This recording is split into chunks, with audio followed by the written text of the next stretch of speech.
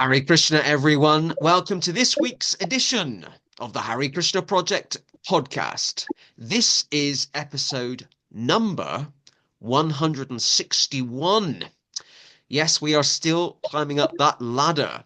Um, do not forget, if you're watching this on YouTube and you haven't already, please hit the subscribe button so you can be kept updated about future podcasts and video productions from the Hare Krishna Project.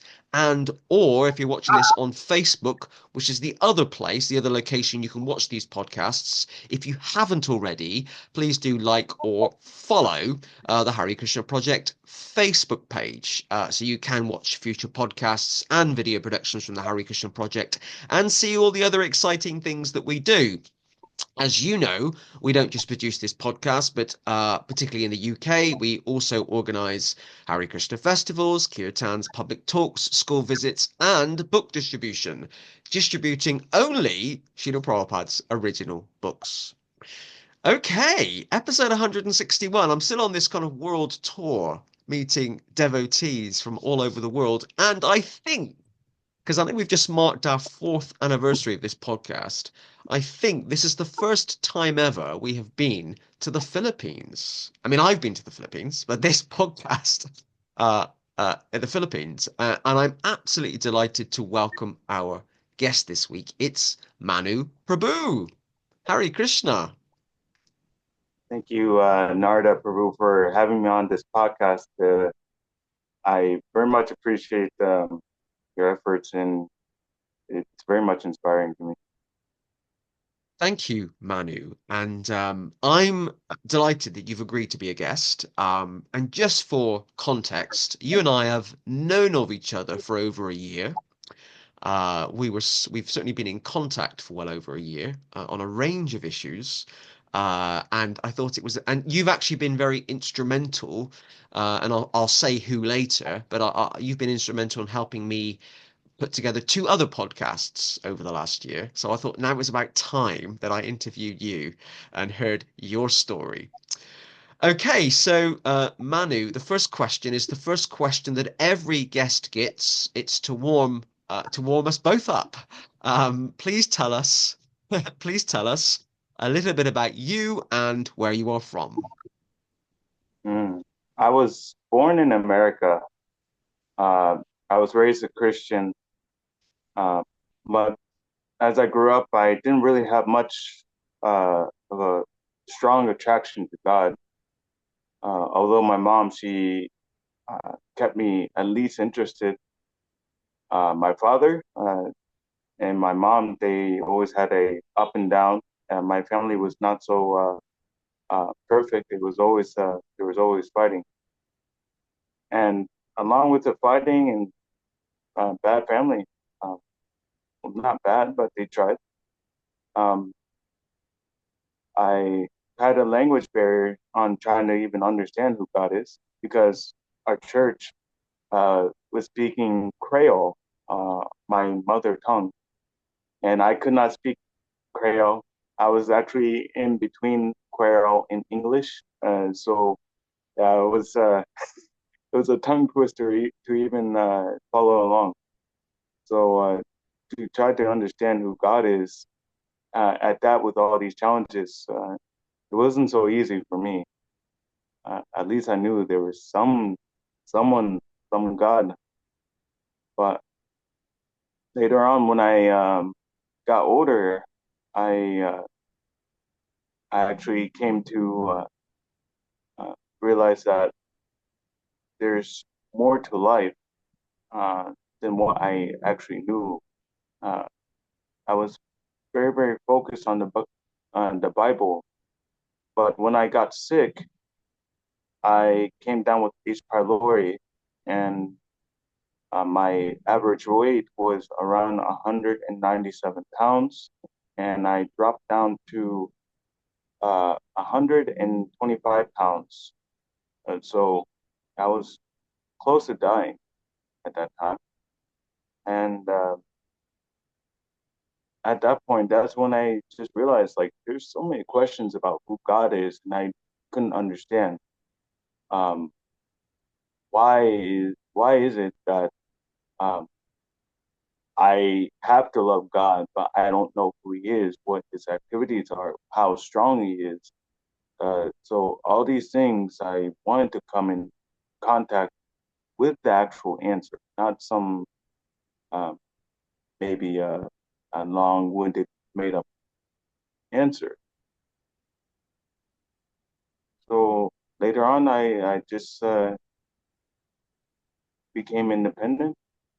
I got a nice job, and then I left my family, and I somehow or other I came across the Bhagavad Gita during my research.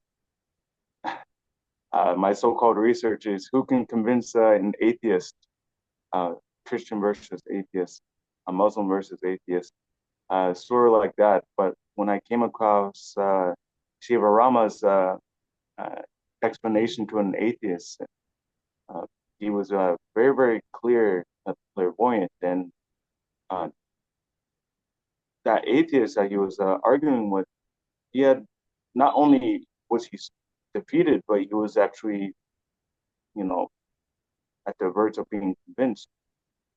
So at this moment in time, that's when I realized that this was it. This Hare Krishna. I don't know what it is, but I want to get to know it. And later on, I came across Hinduism, Buddhism. But while I was searching Hinduism, I came across a Mayavadi, and a Mayavadi himself was saying a lot of teachings from the Upanishads, and I was very much attracted.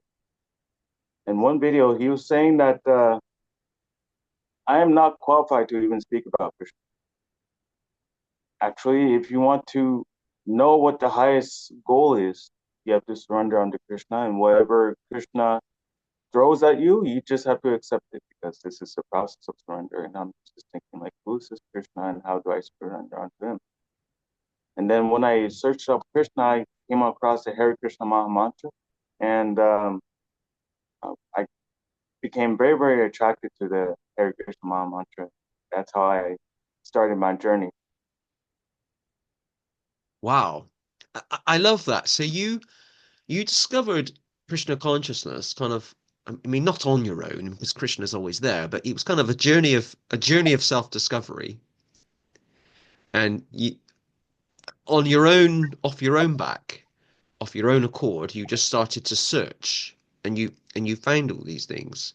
Um, because my next question kind of relates to what you've already just told us. My next question is, how did you meet the devotees or how did you discover Krishna consciousness? And most people will give the answer around, well, I met devotees in the street, I saw them on the TV, I heard them on the radio, or George Harrison's songs, or the internet. That's a big answer these days, because there's so many things on the internet. Um, you know, so it was a journey of self-discovery. You discovered the Maha Mantra. Um, what kind of happened then? What, in terms of your spiritual progression, did you then actively seek out Hare Krishna practitioners? So after finding the Hare Krishna Maha Mantra, I stumbled upon the Bhagavad Gita. I was hearing the Sanskrit translation, and it sounded very, very nice. You know, I almost slept to it like a lullaby. So it's almost like uh, hypnotic. So I wanted to hear the English translation. I wanted to hear exactly what does it mean. So my Christian brain is, I want no misinterpretation. I want it as it is. So I typed in YouTube translation of Bhagavad Gita as it is in English. Little did I know that was Prabhupada's Bhagavad Gita. And when I heard his Bhagavad Gita, immediately all my questions were answered at that moment in time. I I was just thinking I have to have this book. And at the time when I was living by myself, and the arrangement of how I found a very cheap place in a place that is far, far away from my family, or no distraction whatsoever, it was a Krishna's arrangement in and of its own. But in that area, in my new neighborhood, I found there was like some Indian bazaar. Was owned by a Sikh family, and when I came over there, I was still eating meat. I had like meat eating and everything. But when I came over there to buy some meat and everything, actually I asked them, "Hey, do you have a Bhagavad Gita?" And they said, "Yes, we have a Bhagavad Gita." And they said, "We will sell you two for $10." So I said, "Oh yes." So I was looking for a Bhagavad Gita. It was the orange one, the ISKCON Bhagavad Gita. And I was saying, yes, I very much like this Bhagavad Gita. I've been looking for it. I heard it always. And they were hearing, oh, this person is very interested of the Bhagavad Gita. For you, only $5. You pay. It was a very nice interaction. So I took the Bhagavad Gita and I was reading this Bhagavad Gita, uh, and I saw in the cover, on the first cover, there was like an address to devotees in Philadelphia. Um, but I would have to say my first interaction was with that Bhagavad Gita. It was Prabhupada. He was speaking in that purport, and he was always saying that you have to be in an ashram, you have to become a brahmachari, you have to make your life successful, meet devotees. So Prabhupada was the first devotee to tell me to meet with devotees. Uh, so that I couldn't think anything more of that. Even though I had a lot of money at the time, I was earning a lot of money, 4,000 a month, cheap rent, $500. But yet, I was not satisfied. Uh, so I saw that I can just meet the devotees, and this was during COVID time. Everything was shut down. I called and I checked whether or not they're going to be open. So the Mataji who answered, she was saying, "Oh, um, how did you know that we're going to have a program today? No one was able to start a program here, but somehow or other, we were allowed to start. So how did you know about that?" I said, "I didn't know. I just wanted to join you once." So they made arrangements and they said, "Hey, why don't you just come over?" And the first devotee I met over there, um, uh, his name was Nagaraj Nitai. And actually, the one of the things I was also hearing from the purports in the Bhagavad Gita is that you need a guru. So when I met this devotee, this first devotee, I said, "Are you a guru? Can I take initiation from you?"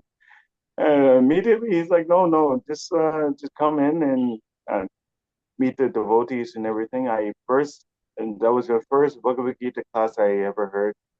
And but I was very much attached to the prasadam, even though I was eating all sorts of nonsense outside.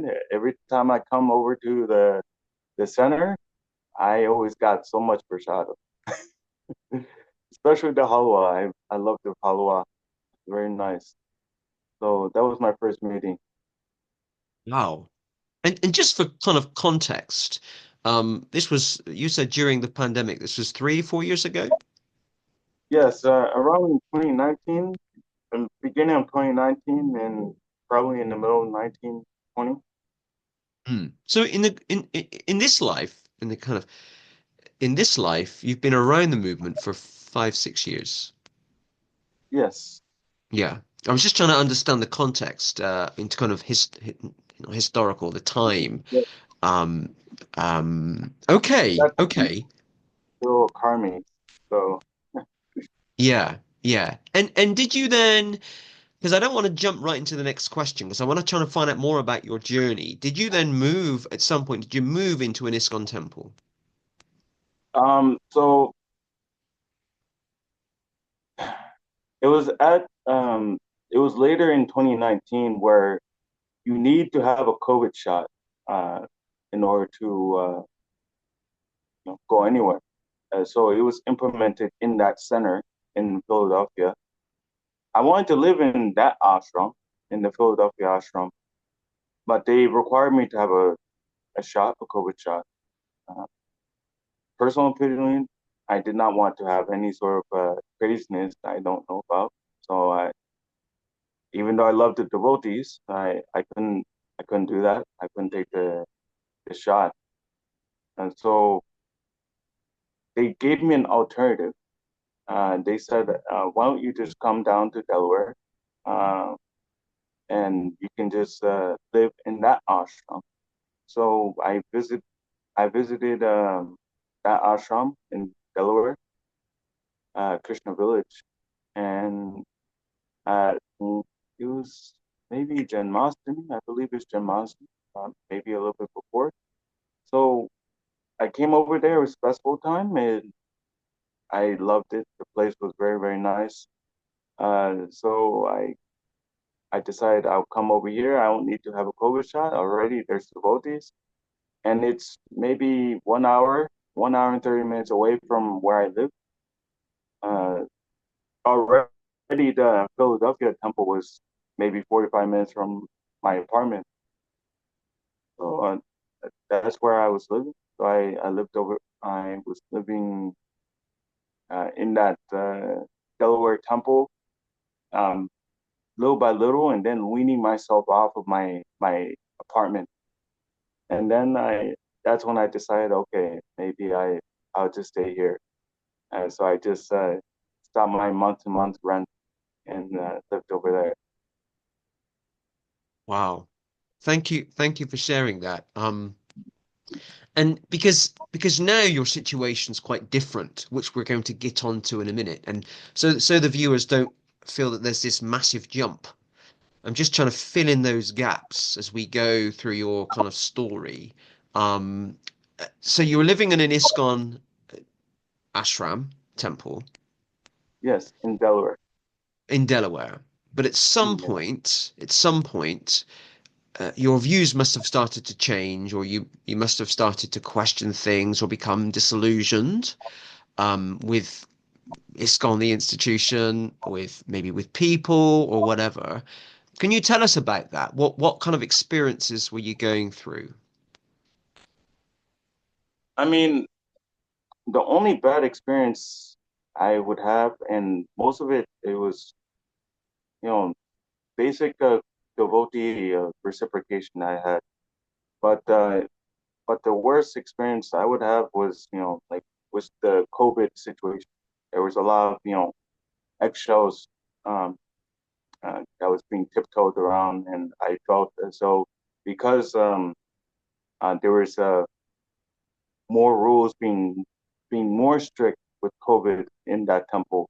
I thought they were, you know, COVID shot free, but now they were becoming more stringent. And I felt as though because I was not taking the shot, I was being, treated differently before. And so I kind of saw that difference.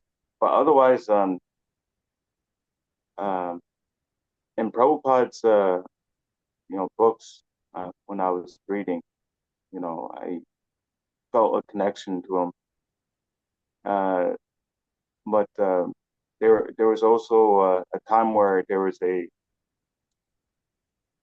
was it where I was thinking like who to get initiation from. Prabhupada is not here. That was my understanding during ISKCON.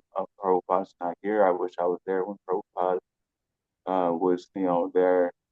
Now I had to maybe see who am I attracted to. So before I was thinking, this Swami, that Swami, Devamrita Swami, Rana Swami, like that. But later on, um, those feelings kind of waned. So I was still thinking who to take initiation from.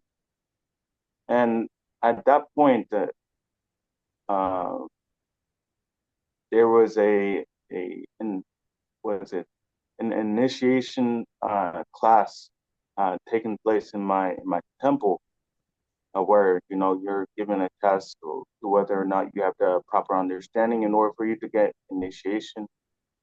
So I took that course, and then within that course, it went over the history of ISKCON, where there are many uh, deviations and fall downs, and I was not I was not aware of it entirely. I heard I didn't hear, but I felt like there's something a little bit off. But when I was hearing the zona arteria era where there was a lot of turbulence in the movement, I was just thinking this is this is not right. And when I also heard about how in the zona arteria era era there was almost like a tribal fighting amongst themselves when it came to getting new, getting new members. Oh yes, my guru, why don't you just read my guru's books and like that. It went over that sort of history, and I was just hearing all the symptoms of someone who is being um, almost cold to take a position um, involuntarily to a group, and I noticed that within my interactions with some devotees when it came to like, oh, why don't you take my guru? Oh, my guru is like this, and I was just thinking like, oh, I feel like I was being led astray from what, because it was even taught in the course that you should choose your guru on your own. You should see that like whether or not this guru is qualified. And another thing that really um, taught me a good lesson was that the temple president at that temple was telling me uh, when, and he told me this after I asked him the question like, "What do you think about your guru? Um, can you tell me more about your guru?" But he didn't tell me much about his relationship with his guru or anything. He said just focus on Prabhupada and just continue to read his books. And that was the same message that was echoed in the class as the main, as the main practice that we should be having. You just focus on Prabhupada, everything. And even in the course, it was saying that uh, the guru that you choose is just only linking you to Prabhupada. But even if there's something that happens to him, if he falls away, still you're connected to Prabhupada. So in this way, I was just thinking, then why not connect to Prabhupada directly? Um,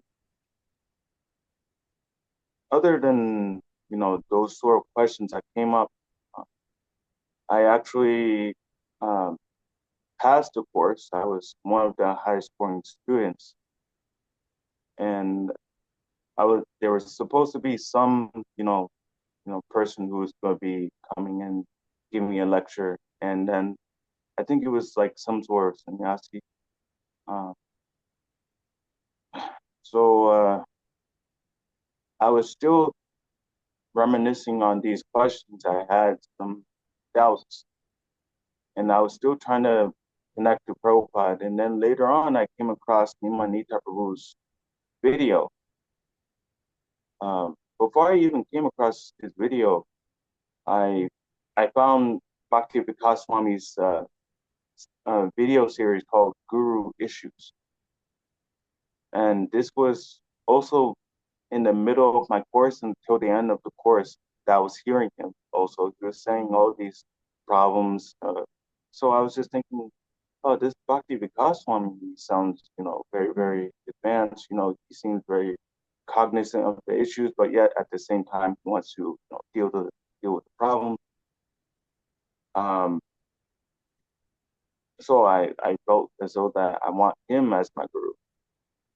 But later on, that's when I got to see Nimani Prabhu's video on Bhaktivedanta Swami on his video on the ritvik issue, and that was also taught in that course. So I was just thinking like, oh, what is this ritvik? I was thinking that totally bogus.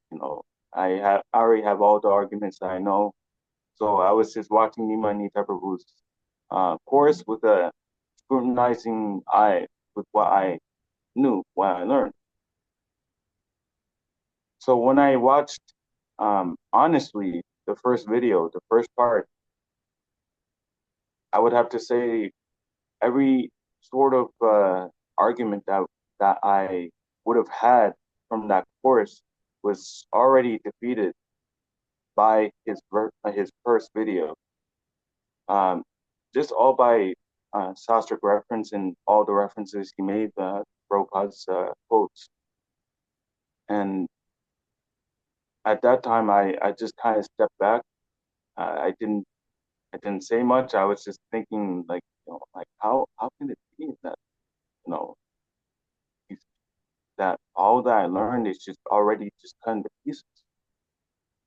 And so the second part came out from Nitai Prabhu, and then when I again watched, I just became convinced because everything that he was mentioning was by Prabhupada's words, and I cannot deny Prabhupada's words.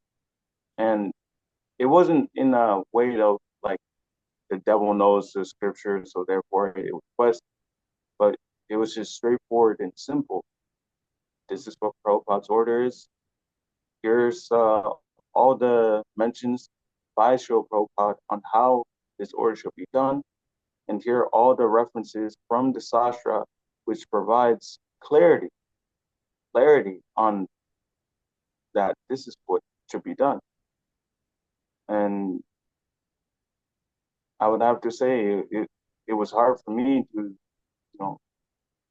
take on that, argument that this is not the system, but this, it was just the last nail in the coffin. So it was hard for me to even hear from anyone who could actually give a proper, you know, argument. All these, it was just too clear. And just for context, so our viewers and listeners are aware, you're talking about Nimai Nitai Prabhu, who's quite Yeah, a well-known individual, a speaker within ISKM, the International Sri Krishna Mandir organization. Nimai Nitai Prabhu was a guest last year on this podcast. I might actually put a link to his podcast with this one as well. So people got the full package of all ISKM guests. But yeah, and he is very good at producing videos. I've seen some of them, and you're not the first person to say that they watched his film about the ritvik order, and to have been converted that way, or kind of swayed that way. Nimai Nita Prabhu is a very um, yeah, he's certainly a well-known figure in that particular community. That kind of leads us on to the next question or the next issue to discuss, because I wanted to give you an opportunity to explain for yourself, um, you know, how that journey has took you from Delaware, um, USA, to where you're now living, which is in the Philippines, in Manila. I think you're in Manila, right? Which are two completely different places. Um, yeah, and to go from being part of ISKCON, the International Society for Krishna Consciousness, which has got one set of principles or objectives, to ISKM, the International Sri Krishna Mandir, which has got similar objectives. There's certainly a lot of similarity, but there's some fundamental differences between around approach, and things like that, which I can allow you to explain. So that leads us on to our next discussion point, is that you are an active member of ISKM. That's how we were in touch with each other well over a year ago. Please, can you tell us a bit about ISKM, its aims and objectives, and kind of why you got involved? Mm. So starting with the first question, how I came from Delaware to Philippines. Actually, I actually traveled from Delaware to Texas to get initiated. I was recommended initiation um, by in ISKM, so I got initiated there, and I was doing services under uh, a devotee named Bhagavad Prabhu, and daily we were doing prasadam distribution to hundreds of people, book distribution over there in Texas, Dallas. But later on, I came down with a was it a stomach ulcer. I've been having terrible stomach problems, so at that time I couldn't, you know, keep up with the services. And later on, I had to go back to Pennsylvania. I was living in Pennsylvania before going to Delaware, so I had to go back to Pennsylvania to get my health in order. And I was living in, a guest house at my family's just to get my health better. I had like a government health package, Hmm. so I was trying to get my stomach ulcer cleared out. It was very, very painful to even do anything basic. Uh, so later on, I just got a call from Manila, Peru, um, and I was having also trouble with my spiritual life because it was hard for me to practice without devotee association. So I got a call from Manila, Peru after I revealed my mind to him about my situation in America. He said, "Why don't you just come to the Philippines? Philippines is, it's open for you. Just confirm that your health is okay, and then, just come over to the Philippines." And as soon as my health was better, I gave him a call, and then there was an arrangement, and now I'm here in the Philippines under the guidance of His Grace Bachakishore Prabhu, and our entire crew is, you know, maybe maybe four in total, but we have a large congregation. That's great. And the weather is also very nice in Manila as well, I'm sure. Yeah. So it's good for your own health as well, being in a nice warm country. Okay. So that's how you and just out of just again for context, how long have you been in the Philippines? I came in August 15th in 2023. Um, maybe to make sure, but it was just a little bit more than a year I've been here. So more than a year and 6 months that I've been Okay. here. Okay. Thank you for sharing that. And you're living in an ISKM ashram, Hare Krishna temple in Manila. Um, so tell us about ISKM because a lot of our viewers and listeners won't have seen the previous podcasts and won't know what it is. What is the organization? What are its aims and objectives? Um, what is ISKM is mainly to carry out the orders of Srila Prabhupada.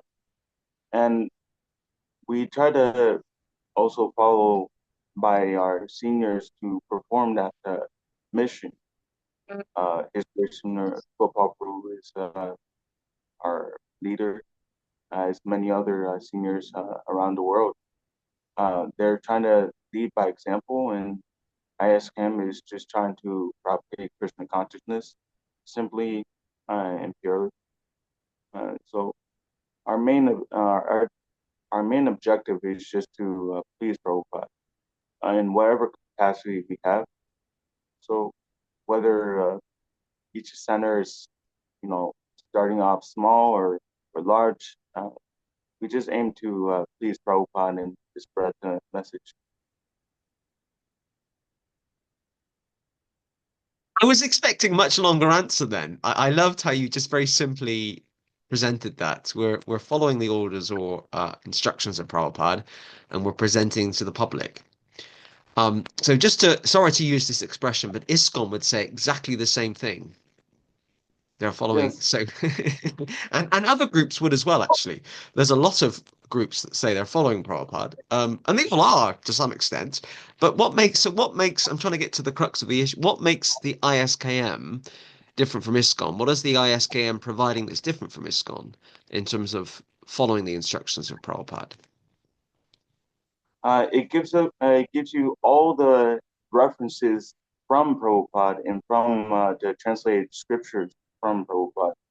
We don't act blindly, and we don't, and everyone also, as you're saying, says, we're following Prabhupada. Um, I would just have to say, by what I've seen from our seniors, uh, they always give a reason based on what Prabhupada says, and whatever, whatever trouble, whatever success there would be. The main thing is, what does Prabhupada have to say, and uh, we don't have our own words. We have, we have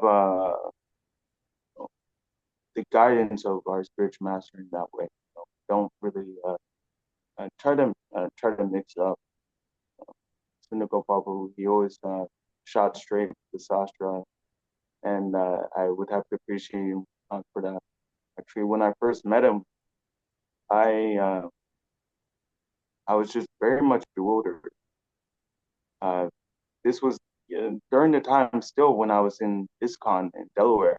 When I met him, um, I I was hearing his Zoom class, and he was giving the most references I've ever heard in my life so far you know in Krishna consciousness.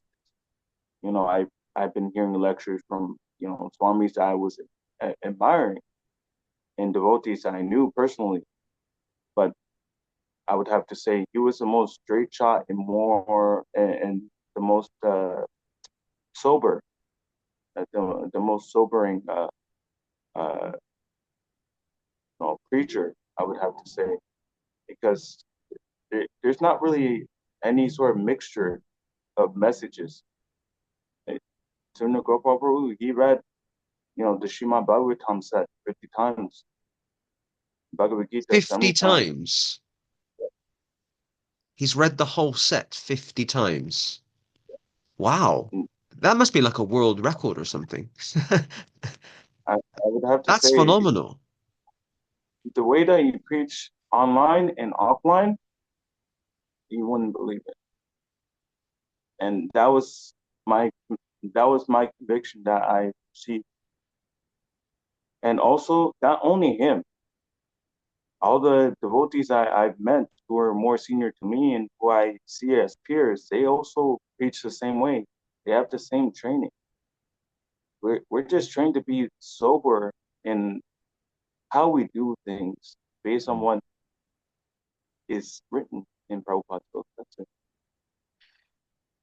How does, so a number of questions. So one of them is how does initiation work in ISKM? Um, and do you recognize that there can be, big word here, do you recognize there can be Diksha Gurus after Srila Prabhupada? Mm. So when it comes to initiation, it's just the same thing, 6 months to 1 year if you're following the four regular principles, 16 rounds. So uh, that that basis is still the same across the board. Um, when it comes to the fact that there can be Diksha gurus coming after, Prabhupada, it has to come from Prabhupada, whether or not one is appointed. But Prabhupada already has made clear that he is the Diksha Guru. To worry about another Diksha Guru, that's another thing. But Prabhupada, he already says that I'm the Diksha Guru, and and who I appoint, they're just my representative, and they are just Shiksha Gurus based on your proximity close to them. It's not by like your attraction as if like there are Diksha Gurus. But worrying about another Diksha Guru, I Mm. don't think that's the department. So if I was to ask you, who is your guru, what would your initial response be? Chill profile. I've uh, I've got a copy here. I was on my phone, not because I was being rude, but I was looking for a particular thing on my phone, and I've got a copy of the what I think is the infamous July the 9th, 1977 letter. I was talking to somebody recently in another group that's similar to ISKM, and I was talking about the July the 9th letter, and they said, "Oh, the problem is not hardly anyone's read it." And I said, "Well, my view is that it's probably one of the most talked about letters in Hare Krishna history, because actually July the 9th letter, other letters I can't remember the dates, right? But this is the July the 9th letter. It's like, whoa, and this is a letter that Prabhupada um, wrote. It's an order that Prabhupada gave that groups, and there are similar groups to ISKM, but groups like the ISKM will follow, and you'll follow this. Um, how do I say it? I interviewed another a representative about a couple of years ago. I interviewed someone else who was also following the ritvik order, and she really made me watch my words and how I said stuff. And she didn't like it when I used the word interpretation. She says, "No, it's not an interpretation. It's what the letter says." So the letter. I'm going to use my words really carefully here. But this letter talks about Prabhupada's laying out instructions of how he wants initiations to take place, or the initiation process to take place. And I think the word ritvik in Sanskrit means it actually means priest, doesn't it? I think it means priest, but also these days it can also mean representative. It doesn't really, but people refer it to me like a representative, Yeah, And so Prabhupada in this letter is appointing 11 representatives in this letter of who can initiate on his behalf. I would actually say that mostly everyone who reads the letter will agree with what I've just said. The issue around what's what's divides people is this an order forever, or is this an order for a temporary period of time? And I believe that ISKM has the view that it's an order forever. I think it's, yeah, Prabhupada's words are holy, they're sacred, and therefore, we follow those instructions forever. So I understand what that means, and I've tried to explain it in a way without upsetting either side of the argument. Trying to be yeah. so, but does that kind of make sense, what I've just said? It makes sense. Prabhupada, he's infallible. He's a pure devotee, and also in this case, the wording that he used henceforth is also straightforward. You know, maybe I can just bring up the letter on my other phone, but otherwise, Yeah, I've got the this letter as well. It's actually just from someone who's interested in studying these things. It's a fascinating letter. It's just a fascinating letter. I mean that in a number of ways. yeah. Um, But mainly the phrase henceforward brings a point that this is what we should be doing as a practice, even after Prabhupada is done. It's in connection to uh, the previous conversation they had about whether what would they do for first and second initiation one day. are gone. So this July 9th letter is a continuation of that conversation. Not only a continuation, but a clear cut. This is how it should be. Many excuses I've heard was, it's written by Tamal Krishna, so how can you trust it? Actually, he's he's writing it in the by the order of Srila Prabhupada, and he is Prabhupada. He is actually affirming that this is within my desire. This is what I want. So all these, let's say, misconceptions is stopped at the henceforward phrase. Mm. Yeah. Thank you for sharing that. I do really appreciate that. And I'm just rereading the letter myself because it's been a while since I've read it. Um, so just I don't even like the expression devil's advocate, but let's just pretend that I'm being devil's advocate here. So what happens when, so there's 11 names on this letter. What happens when those 11 individuals mentioned are uh, no longer in good standing in the movement, or they've died, or they've whatever? What happens then? Because could actually, if you could say, is it kind of strict reading of it, it's those 11 individuals. So what happens when those 11 are not present? So this was also experienced by Sunugo Paparu when he separated himself with a group of other devotees as well. Um, how to move on with this uh, movement, like devotees. We can't just, separate. So this was not by self-appointment. It was actually by qualification. So therefore, there was a meeting amongst temple presidents, and uh, Sunugo Prabhu was appointed uh, as a representative of Srila Prabhupada to do the initiation. So this is actually by qualification. So it's not that these 11 are you know set in stone. No one can add it. They're not Diksha groups, but they are Shiksha groups. So if they are in that standard that Prabhupada wants, okay, yes, you know, keep them there, but you add more to the list as more are, coming out. Otherwise, any fall down, yes, they're removed, but they have to keep that standard of a perfect standard for devotees, devotee community to look up to. I was just looking at those 11 names. Of those 11 names, only three of them are still in that same position, like initiating gurus within ISKCON. And those three are Hridayananda Goswami, Jayapataka Swami, and Satsvarup Goswami.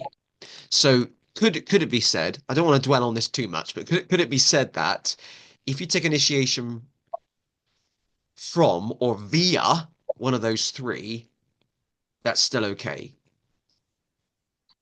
Well, they're just covert. I would say they're just doing a bait and switch, even though that they're doing the same process as us. No initiation by linking you to Prabhupada, but they're just presenting themselves as if they are in the post of Prabhupada, and so they're misusing that system that Prabhupada set out.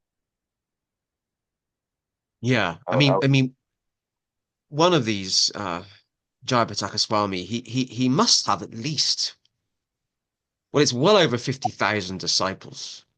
Somebody told me recently he was heading towards 80,000.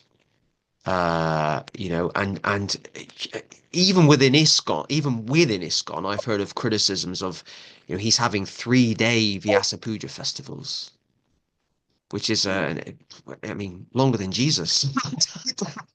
It's certainly a 3-day Vyasa Puja festival. Wow.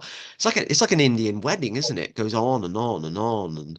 And, it's quite extensive and kind of Um, okay. So I don't want to dwell on that too much. I just wanted to kind of really home in on um, ISKM's teachings, ISKM's kind of overall position within the global Hare Krishna community, because you are different from ISKCON. You probably are very similar in 95% of the ways. You know, you're distributing prasadam and you're spreading Krishna consciousness. Uh, I would imagine you're only distributing Prabhupada's original books.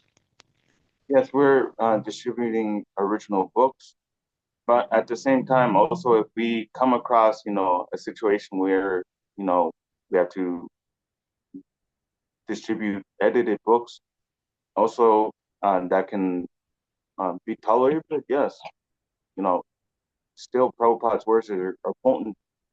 You can't take out the potency of Prabhupada's words, even if you uh, edit certain, like phrases or make a punctuation correction or something, because the philosophy is still there.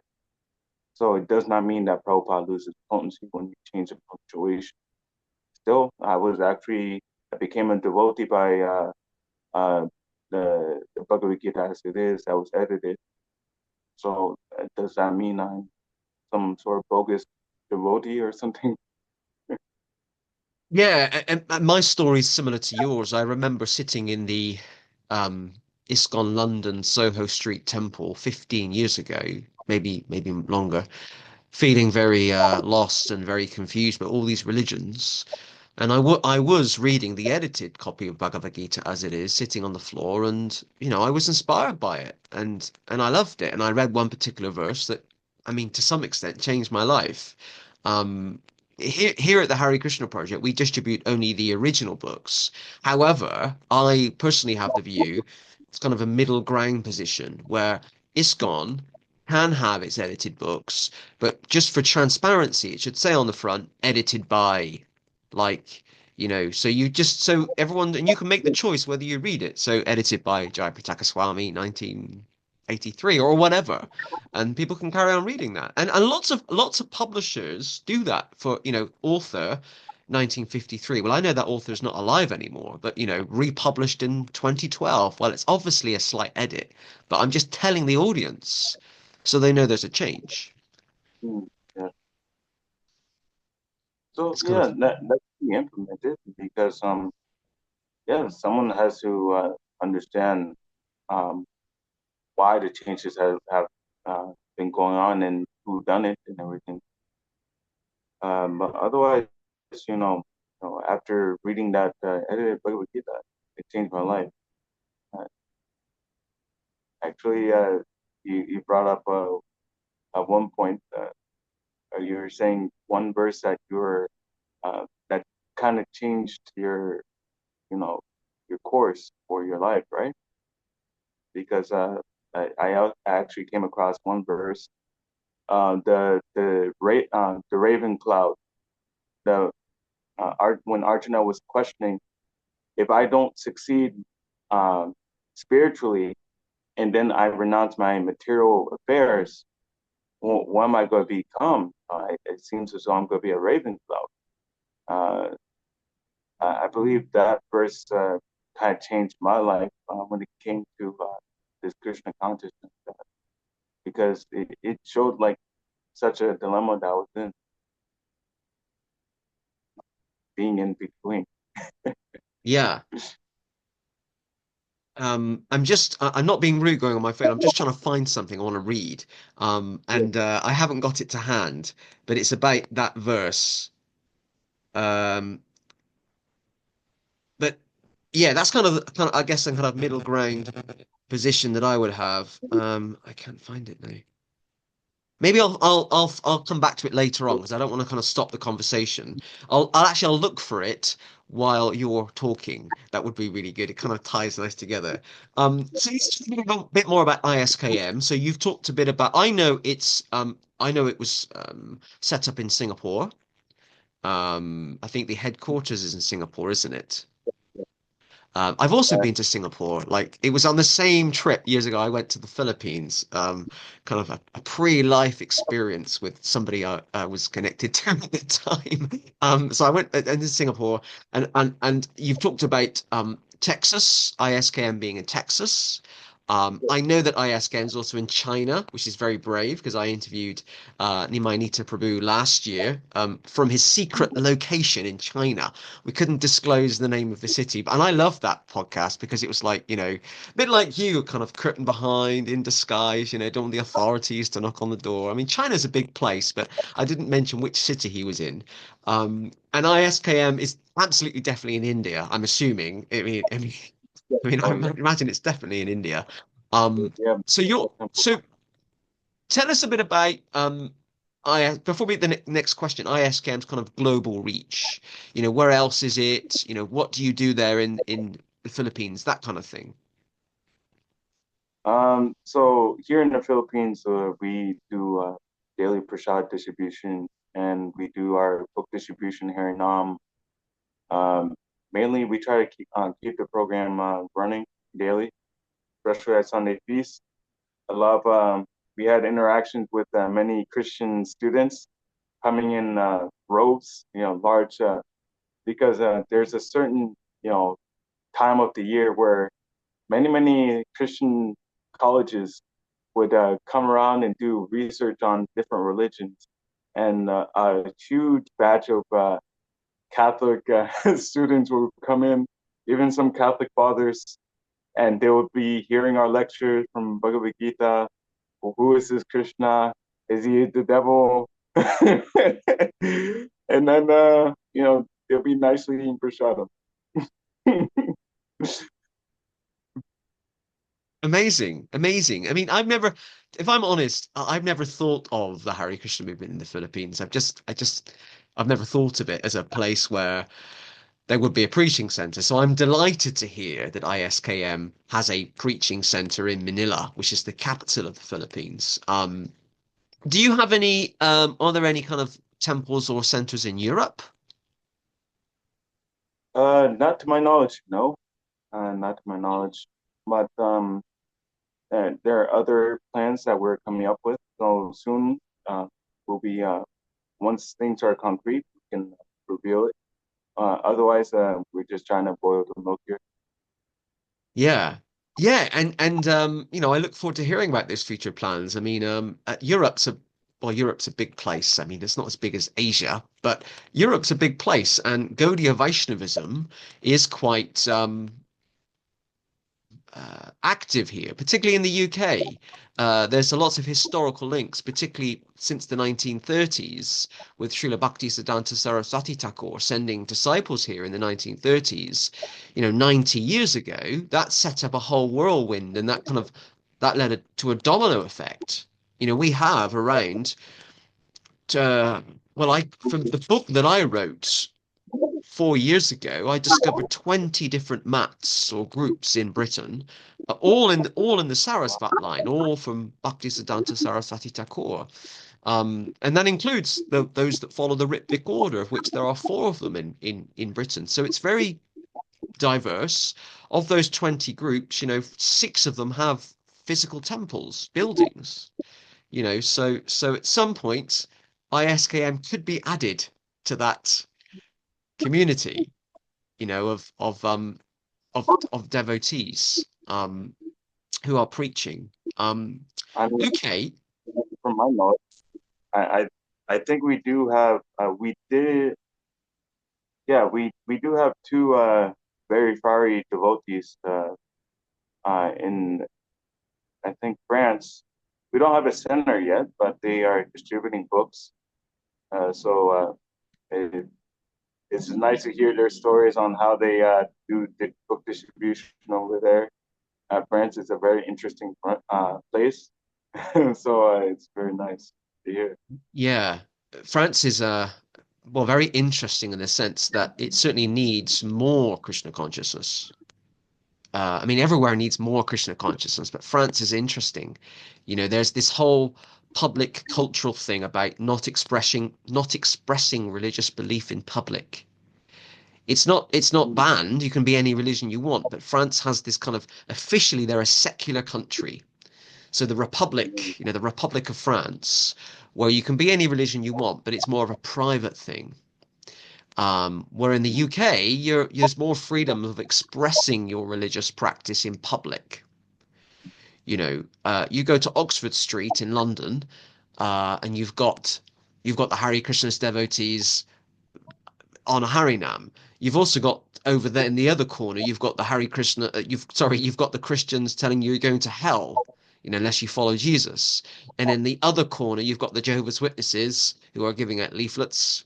And then in the other corner, you've got the Church of Scientology giving out information about personality tests. Come and get a free personality test. We'll tell you about L. Ron Hubbard.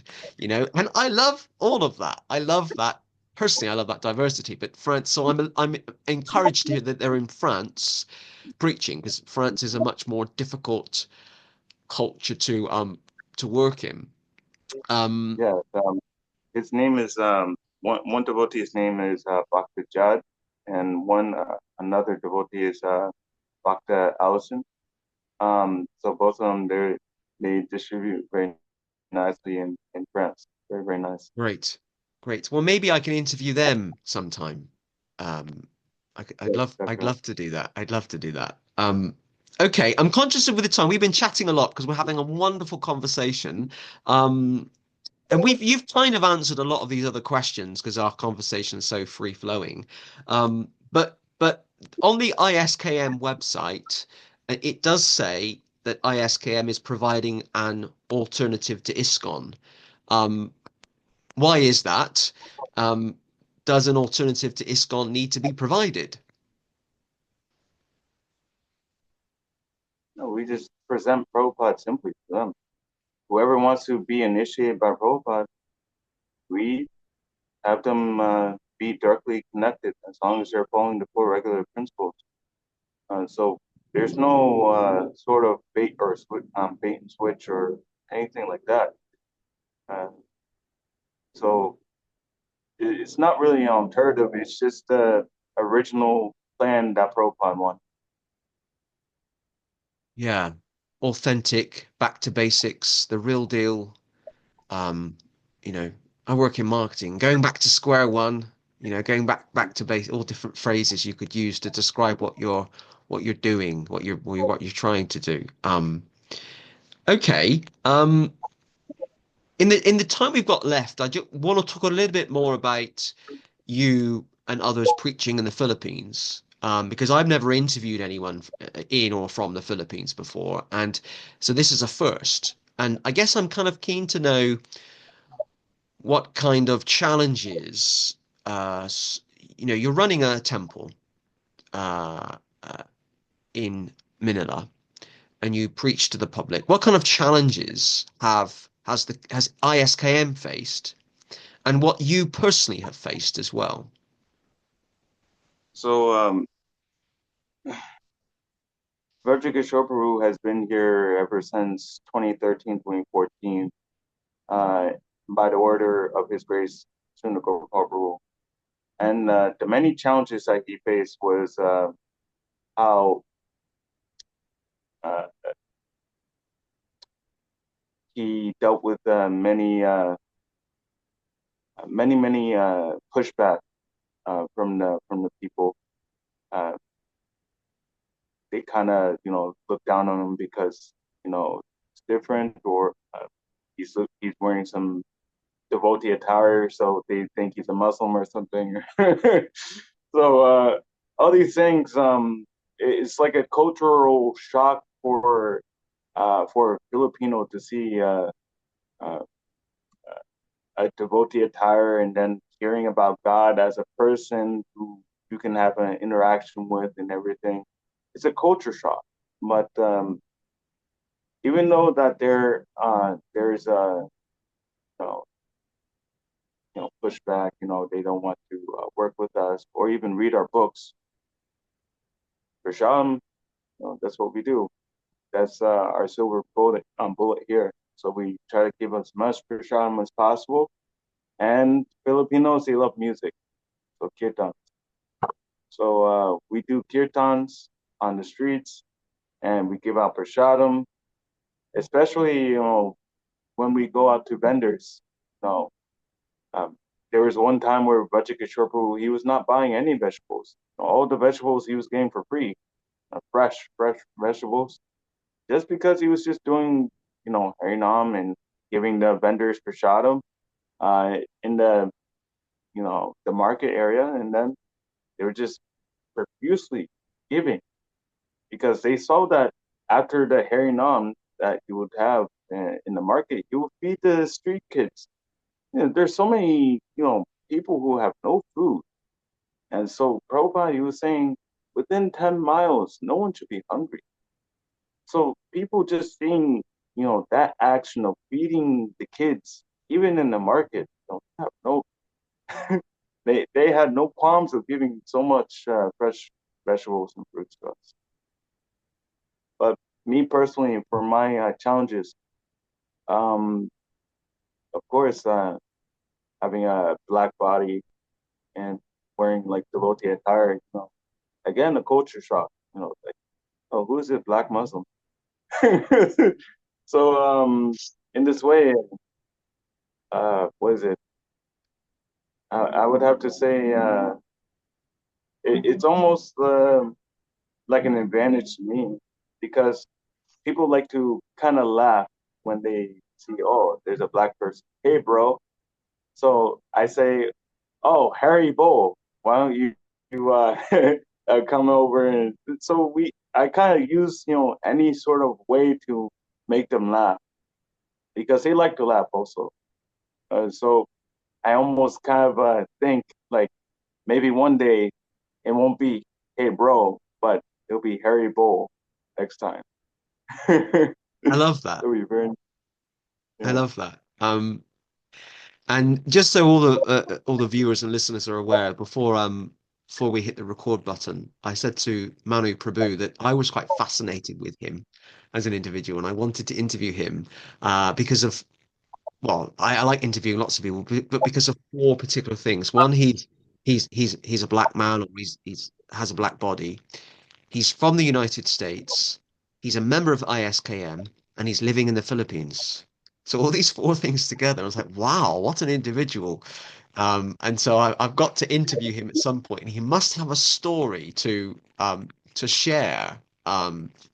A very unique story. Everyone's got a unique story, but a particular unique story of how you got um, from the USA to Manila, because most people would prefer to stay in the USA. I mean, because, for lots of reasons, materially, life might be better. There's more luxurious things to do, and material life is better, and things like that. But actually, we're not in this world for that. We're on a spiritual journey, and we're seeking spiritual things, spiritual pursuits, and we should be looking for opportunities to become more austere, become more austere. And most people think we're weird by saying that. More austere. No, and my family are not devotees at all. And I'll see my brothers, and they bought a new car, or got a new girlfriend, or they're going out for a meal. One of my brothers loves eating out at restaurants, and I say, what is the point of all of this? When we leave this world, you can't take your car with you. You can't take your girlfriend with you. Don't get, I'm not saying they're bad, just don't get so attached to it. But they just think I'm a bit weird anyway. Um, okay. Um, what are your thoughts on the current condition? It's a big word. What are your thoughts on the current condition of the global Hare Krishna movement? Um, the current condition of Hare Krishna movement, I mean, I can't really say much except, what we are trying to do as a group individually. Um, we are just trying to make our uh, devotees stronger, and that's what we just aim to do for any sort of future that may hold for us later on. Um, Mainly, there's a lot of books that was distributed, you know, during Prabhupada time and after. So there's just a lot of timing in all the world, and it seems as though that the pressure is rising. A lot of people saying that there's going to be war, and there's going to be the 51st state. There's going to be all these things people are looking towards in anxiety and fear. So us preachers, everyone who wants to preach Krishna consciousness, we use as a pricking point for preaching. You're suffering, huh? Why don't you take this Krishna consciousness? It's gonna be a good environment for us to preach. Everyone's in panic, and we're peacefully preaching. That's it. Yeah, and I very much agree with you. I feel like there's so much to do, and I'm feeling you used a word just now, and I've forgotten already what the word was, but there's this the, the stakes are rising, and there's more of a desperation now to share Krishna consciousness, and I agree completely with you. I turned 40 last year, and as I was approaching my 40th birthday, I was thinking, there's so much I haven't done with my life. There's so much preaching to be done. I want to distribute more books. I want to do more of this. I want to do more of this. I want to do more of this. And I'm trying to surrender more to Prabhupada, to Krishna, and say, I'm available. I'm available. Actually, I don't really want to work. I don't really want to work because it takes up time, but I need an income, for example. So how can I still have an income and distribute books full time or travel and do kirtans full time, and I won't give too much details on this podcast, but since last July, when I turned 40, so many opportunities have been opened up to me when I haven't asked for those things because I don't think we should be like the Christians and ask Krishna for things. We should just, serve. But Krishna knows what I'm thinking because Krishna knows everything. All of a sudden, it's almost like that's happening. That's kind of the kind of for me personally, and so I feel like there's so much work to be done, and I still watch the news sometimes. I have an interest, but I don't watch it so much anymore because I can't get sidetracked with politics and wars. I just want to focus on spreading the word. It's Yes, like I haven't got time to sleep. Come on, we have to do these things. yes. Actually, there's this one verse I want to bring up. Please It's a do. very nice verse. Um, it's gonna be maybe second.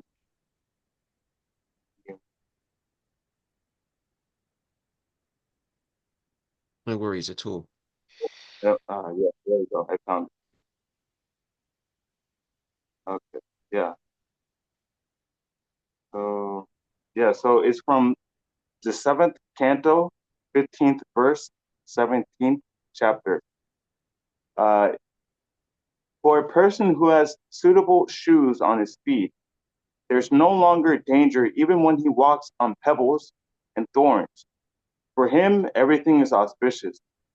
Similarly, for one who is always self satisfied, there is no distress.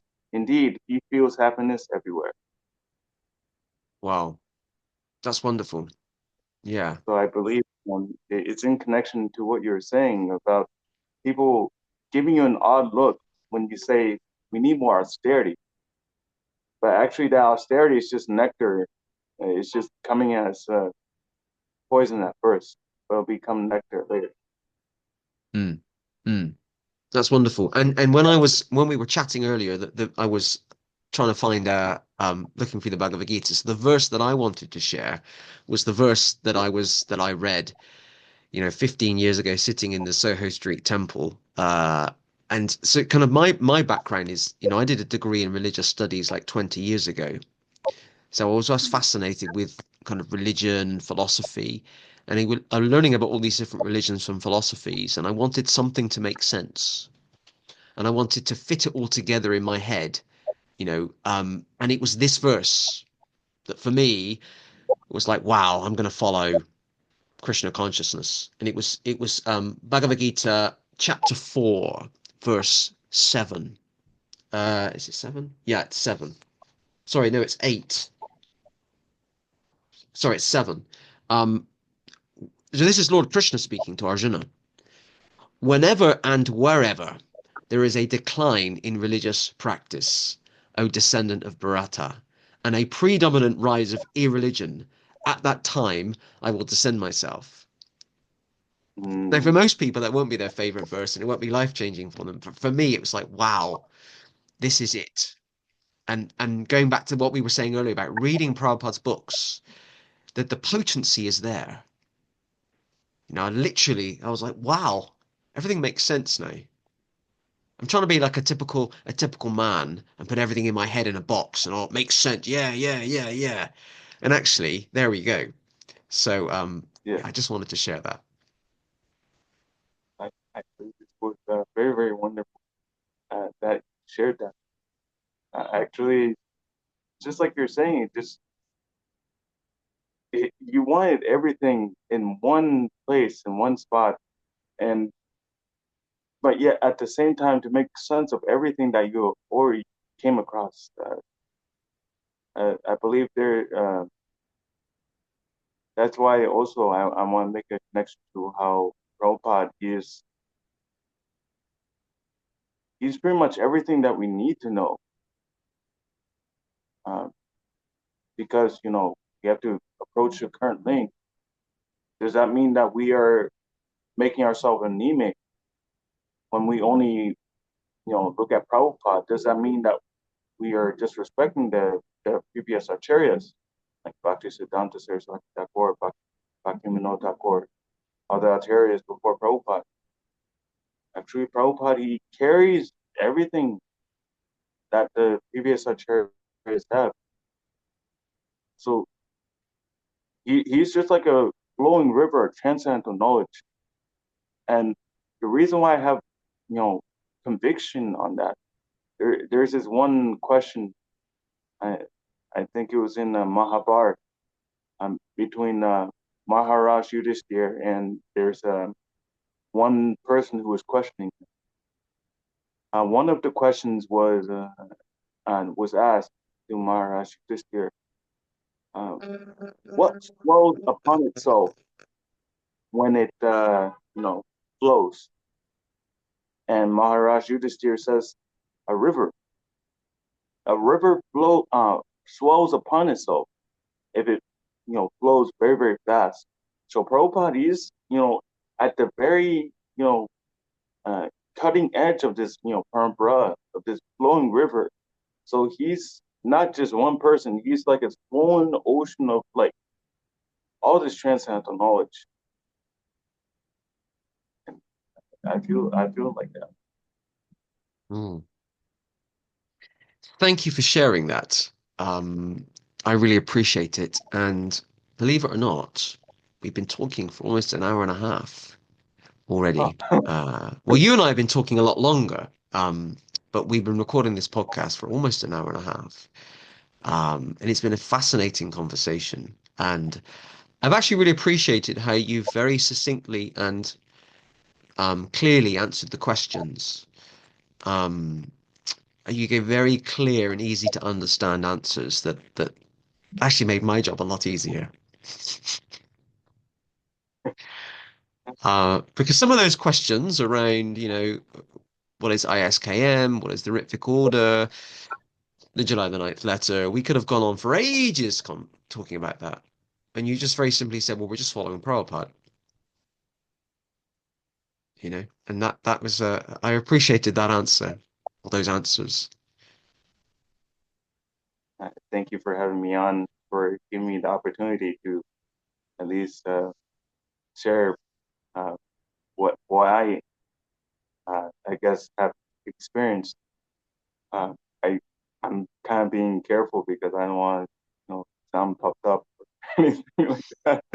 I'm sorry, but thank you. I very much appreciate. No problem, Manu Prabhu. It's been fantastic to have you as guest 161 on the Hare Krishna Project podcast. I kind of giggle whenever I say that because I started this podcast during the kind of pandemic lockdown season, and I was only meant to do 10 episodes, and I thought I'd just get a bit bored. And now, like 4 years later, 161 episodes. It's been a real adventure, and I'm pleased that you've been a part of that adventure. And you're been a part of this podcast story. So, Manu Prabhu, I'm gonna say goodbye to the viewers and listeners at home, but if you just stay on the line, stay in the Zoom room, we'll have a very brief debrief after. So I'm incredibly grateful to Manu Prabhu for being our guest on this week's podcast. It's been great to hear his story and to hear about how he did make that journey from Delaware to Manila. He's probably one of the only few people in the world that has. I don't know. Maybe there's a lots of people moving to Manila from Delaware. I don't know. But it's been great to hear his story. Do not forget, if you're watching this on YouTube and you haven't already, please hit the subscribe button so you can be kept updated about future podcasts from the Hare Krishna Project. And also don't forget, if you're watching this on Facebook, which is the other platform where you can watch this podcast and other things that we do, if you haven't already, please do like or follow the Hare Krishna Project Facebook page. And also don't forget, I'm really keen to receive constructive feedback. We have very active social media channels, particularly our Facebook page, where a lot of interaction, a lot of people sharing and liking and commenting. Believe it or not, you are allowed to disagree with the guest and you are allowed to disagree with me. But you please do that in a constructive way. Because I want to hear your view, your story. And do not forget as well, so many things not to forget. If you want to be a guest on a future edition of the podcast, please do get in touch. You can do that on our website or through any of our social media channels. Okay, so until next week, I'll see you all soon. Thank you. Hare Krishna.